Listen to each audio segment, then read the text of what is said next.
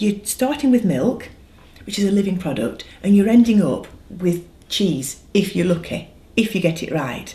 If you're not, you end up with a vat which still looks like milk and doesn't look like cheese at all. So every day you turn that milk into curd, you get a wow factor, because you never just know if it's actually going to make it or not. But it's always exciting. I suppose it's like a midwife delivering a baby every day. It's always a new experience, isn't it? And it's always just got a little bit of excitement.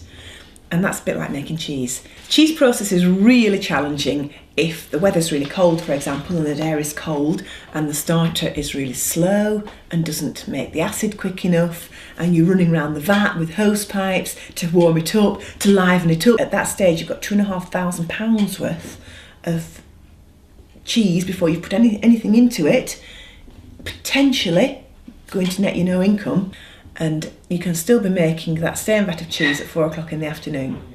So obviously if we're packing cheese that day as well, you've still got orders to put out, and everybody's been in the dairy focusing on making that milk into cheese. We would never ever let a customer order down until we'd exhausted 24 hours.